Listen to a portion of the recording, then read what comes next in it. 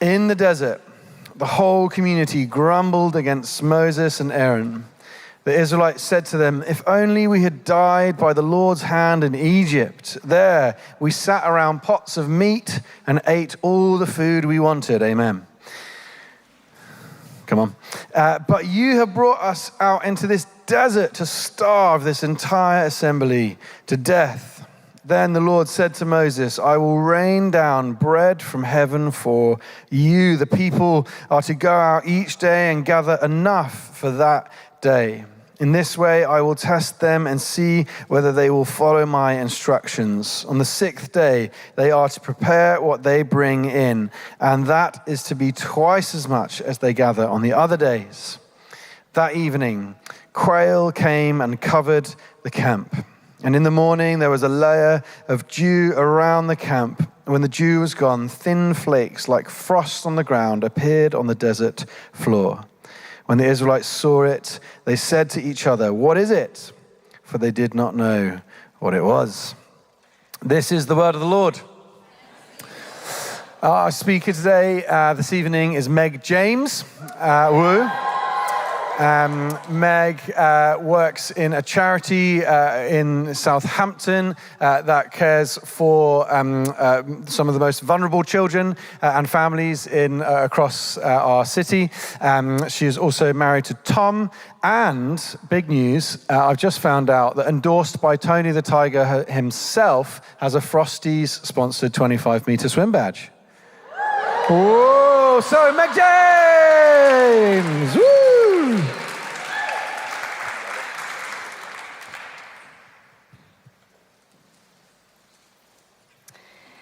In year 6, I played Scar in our year 6 production of The Lion King.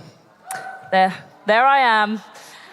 If you're not familiar, Scar is the main villain in the story and the jealous brother of King Mufasa. Scar hates Mufasa's son Simba because he feels like he should be king instead, and so he schemes to get rid of them both. Though successful in landing the role of Scar, I was not allowed to take on his big song and dance number, the one where he's singing to his army of hyenas about his evil plans and dreams of becoming king. I was, however, trusted to take on perhaps Scar's biggest line of our stage adaptation of the 1994 classic, but I'm going to say this normally because it appears my acting career died with that year 6 play. The line is this: "I will be king, stick with me, and you'll never go hungry again." Today, we're going to be thinking about another king who makes very similar claims. See what I did there? Thanks. One who says that if you come to him and believe in him, that you will never go hungry or be thirsty. But spoiler alert, the difference is the king that we're thinking about today delivers on his word. We've been journeying through a series looking at the book of Exodus, and today's passage picks up after God leads the people of Israel out of Egypt and through the Red Sea. And we see God leading the people of Israel into desert land to the east of Egypt, which Moses describes like this: "He led you through the vast and dreadful wilderness, that thirsty and waterless land with its venomous snakes and scorpions." I think it can be easy to lose sight of the fact that the people we're reading about were real people at a real time in human history, albeit 3,000 years ago and 2,000 miles from here. The people of Israel walked through wilderness for 40 years. A whole generation of this community would have died before they even reached the promised land. And as real as the scorpions in the desert were, and as real as the people of Israel were, so was and is the reality of God's grace and provision in the wilderness, even when the Israelites grumbled. And the passage we're looking at today is the second of 3 accounts of Israel's grumbling and God's provision. The first account describes how after traveling for days, the Israelites arrive at an oasis, but the water is bitter, and so they can't drink it, and they're not very happy about it. God's response: he shows Moses a piece of wood, which he then throws into the water, and the water becomes fit to drink. The third account tells us about a time when the Israelites are quarreling with Moses because there is literally no water for them to drink. And on God's instruction, Moses strikes a rock with his staff and water comes out of it. And today we're looking at the second of these three accounts. And we meet the Israelites as they come to the desert of Sin, a geographical place name probably related to the word Sinai, as in Mount Sinai, as opposed to the English word sin. And arriving there, they have very little or no food supply. Their response? They grumble, going as far as to long for the good old days in Egypt, saying to Moses and Aaron, "If only we had died by the Lord's hand in Egypt. There we sat around pots of meat and ate all the food we wanted, but you have brought us out into this desert to starve this entire assembly to death." Remember, God has just rescued the Israelites out of slavery and literally parted the seas so they could escape. God's blessing is followed by the Israelites grumbling. And now it's easy to judge, but this is not just the Israelite generation. I think we can all be guilty of this sometimes. Grateful in the moment for God's blessing, but quick to return to a victim mindset where it feels like everything's against us. I've been there, two hands in the air in worship on Sunday, but Monday morning comes and I'm grumbling in traffic on my way to work. So what I want to talk about today is how God responds to people like us. What does today's passage tell us about who God is and what he's like, even in the wilderness, even when we grumble? And in turn, what echoes of the way can we hear? What can we learn about Jesus and his coming kingdom? I think we can learn three things. Number one, God provides. Number two, God teaches. And number three, God transforms. So number one, God provides.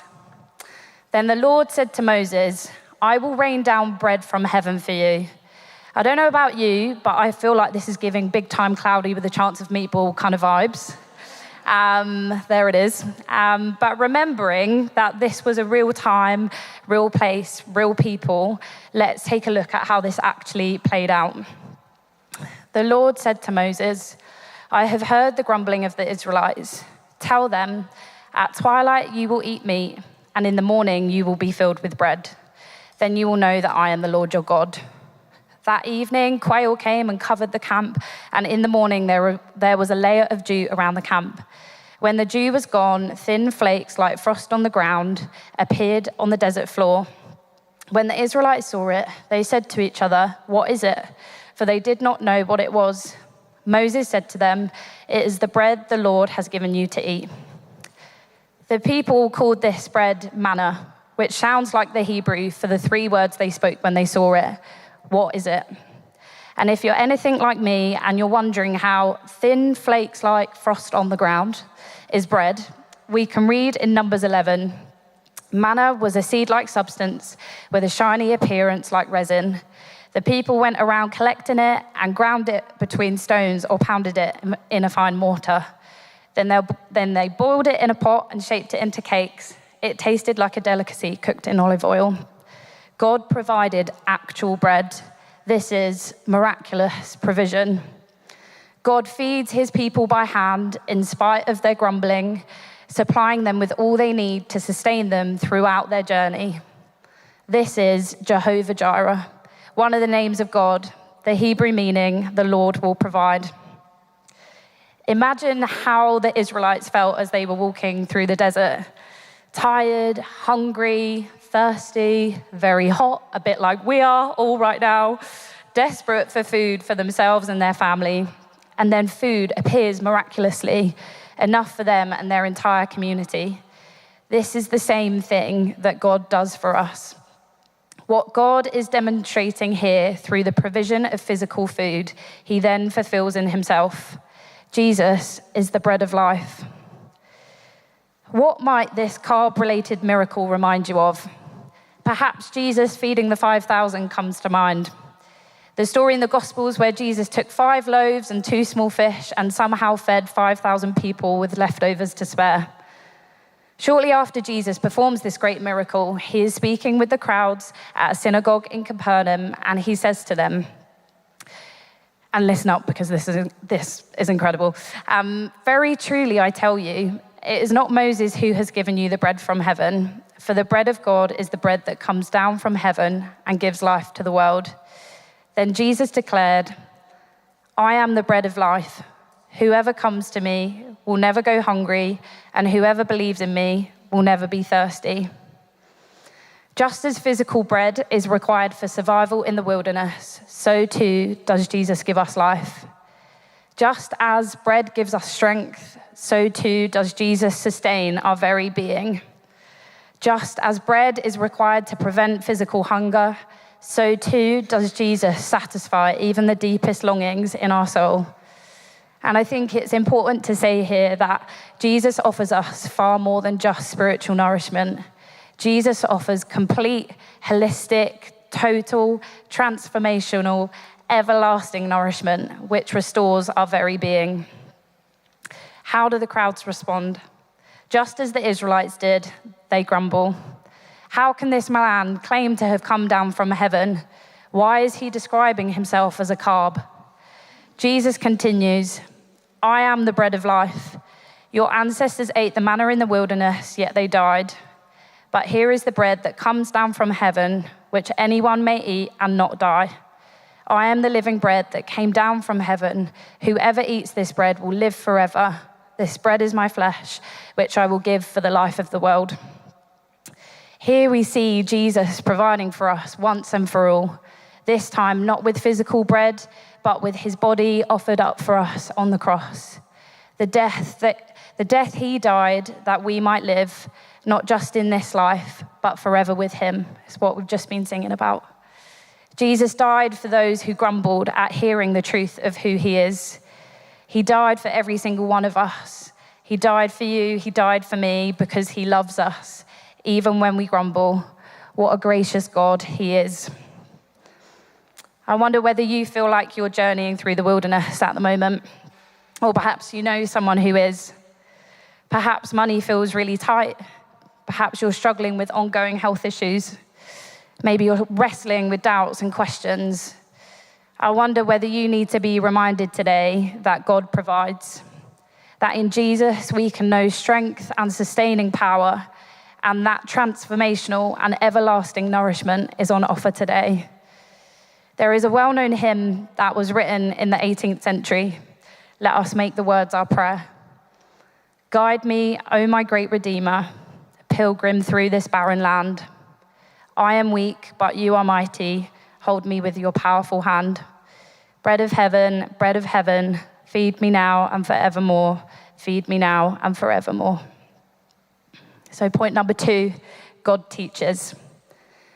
God said to Moses, the people are to go out each day and gather enough for that day. In this way, I will test them and see whether they will follow my instructions. On the 6th day, they are to prepare what they bring in, and that is to be twice as much as they gather on the other days. What do the Israelites have to make of this? After Moses explains God's instructions to them, including that no one should keep any of the bread until the next morning, we read, however, some of them paid no attention to Moses. They kept part of it until morning, but it was full of maggots and began to smell. So Moses was angry with them.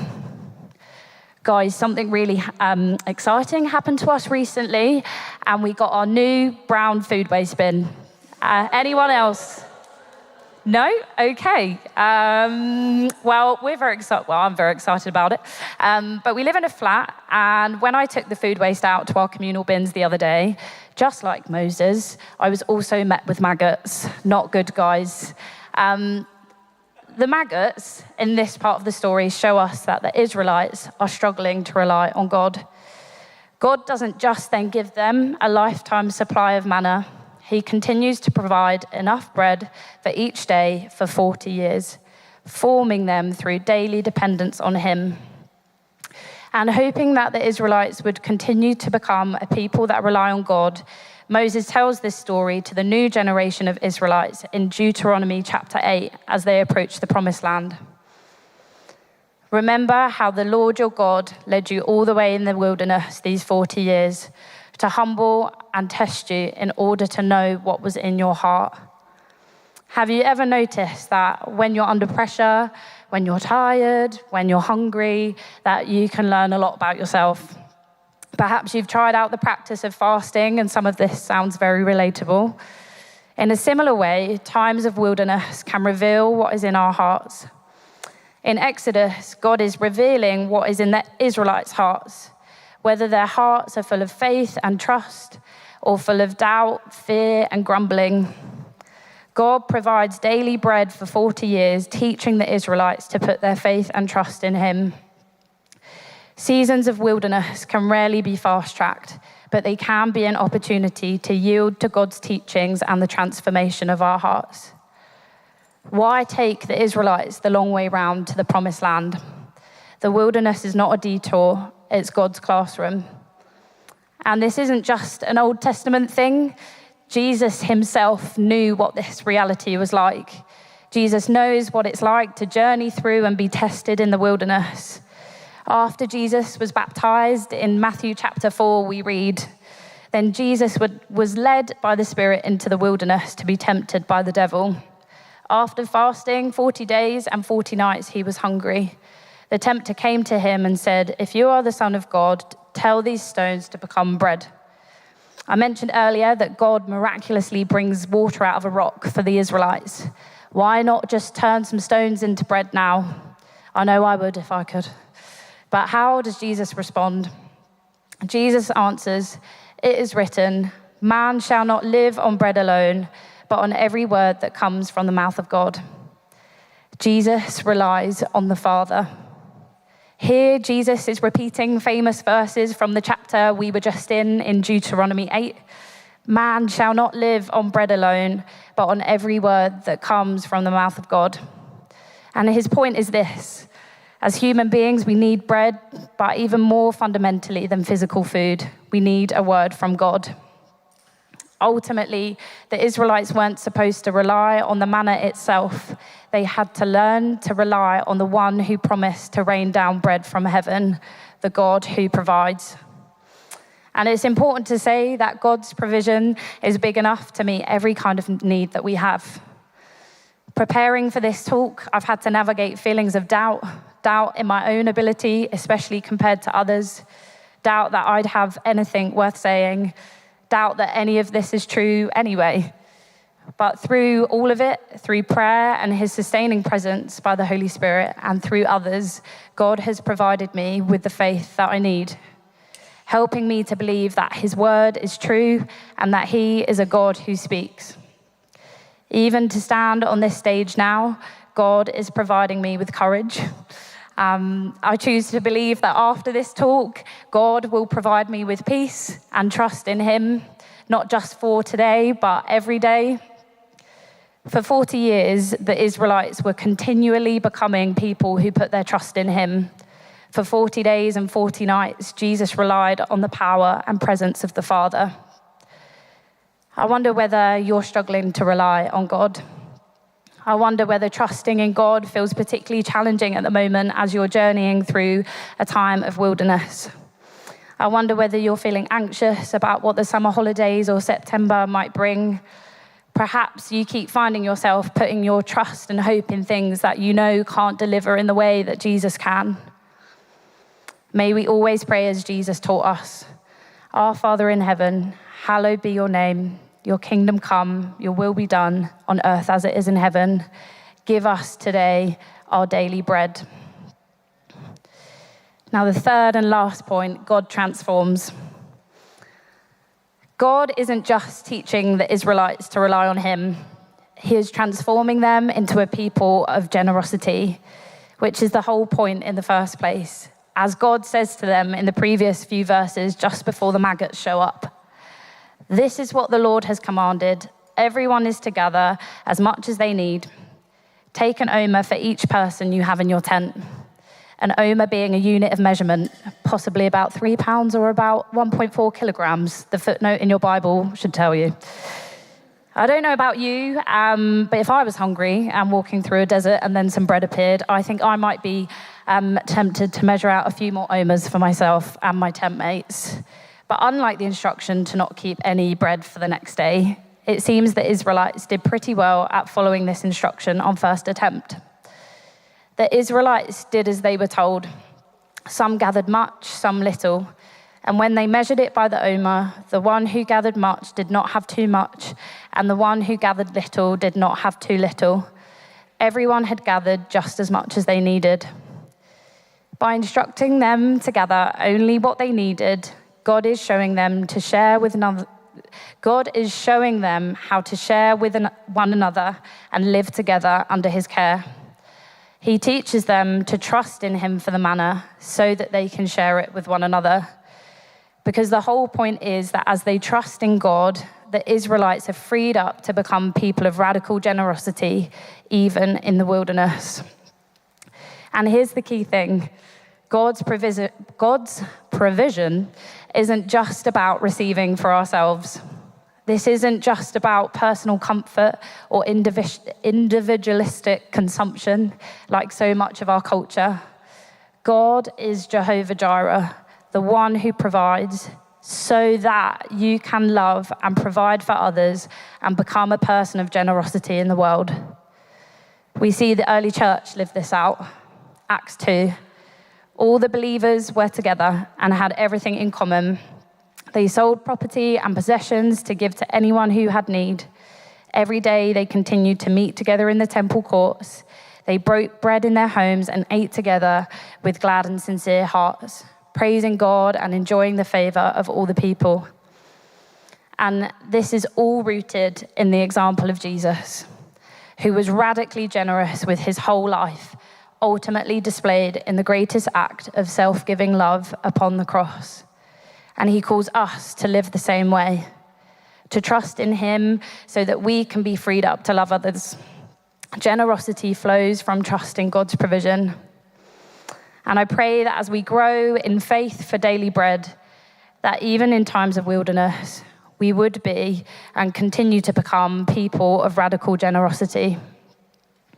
So then, as we close, God provides for our every need, ultimately through Jesus, who is the bread of life.